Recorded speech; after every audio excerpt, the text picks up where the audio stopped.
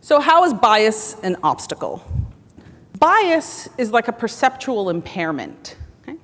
Having bias, which of course we all have, and the goal is not to eliminate bias, but the goal is to become aware of and to take control of bias in order for us to control the impact of bias, right? But the thing is, if we're not aware and we're not thinking about it, okay?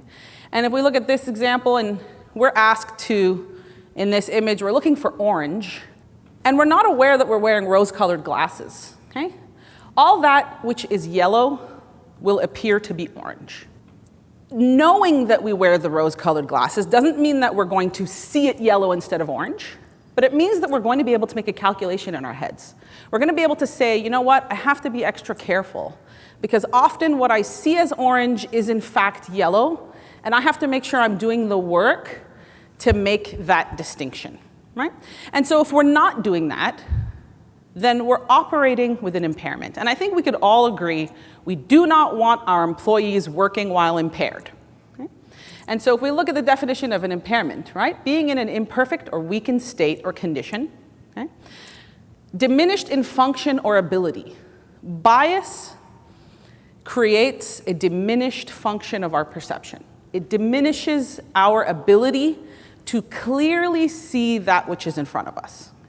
So in essence, it is an impairment. Most of the recent research is showing that one of the most effective ways to start to tackle the problem of bias is through mindfulness, through awareness. Okay? So we become aware of A, when we are in these states. Okay?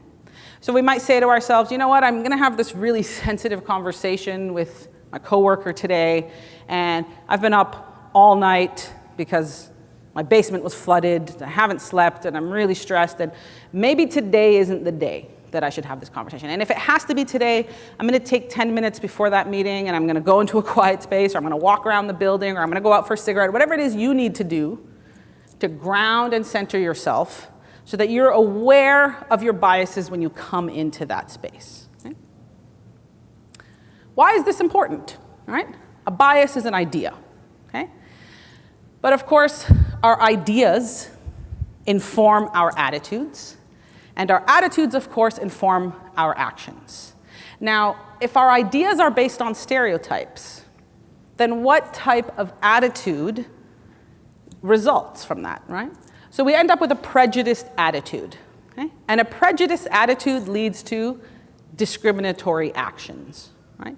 Now, this is an important distinction here. Stereotype and a prejudice are things that happen in our minds, but discrimination is an action. That's why stereotypes and prejudice are not illegal. Okay? We cannot police what's happening in people's heads, but discrimination is an action. Discrimination has a real impact on others.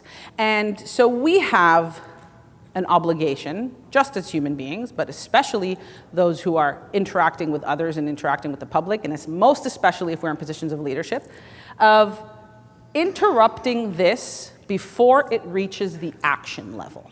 Okay? And the most effective place to interrupt it is on the ideas level, okay? To start to challenge that. So how do we override it? Okay? So first, we stay present and grounded, as we said, which isn't always going to be possible. But next, we catch ourselves in the moment. Okay? We're not going to ever stop having biases, but like I said, we want to be able to start catching our biases. So we catch ourselves, but this next step is really important. Okay? We acknowledge it without judgment, just with curiosity. Okay? Because judgment creates shame and guilt, and we have an aversion to those feelings. And so if every time we catch ourselves in a biased moment, we feel shame and guilt and we judge ourselves, we're not going to want to do that anymore. We're going to actually stop doing it, right? And so we acknowledge it without judgment. You think, interesting. That was the first thing that came to my mind. As soon as I saw Nadia Bolz-Weber, that was the first thing that came to my mind. I wonder why that was the first thing that came to my mind. Right? Then we challenge and question it. Okay? Where? Why? Is this an accurate representation? Of course, I'm a logical person. I know tattoos don't equal drugs.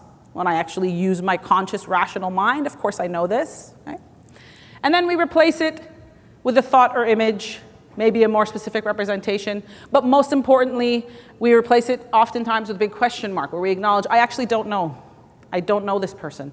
I'm going to allow Thomas Beattie to tell me who he is, rather than all of the ideas I have about people who look like Thomas Beattie to tell me who he is.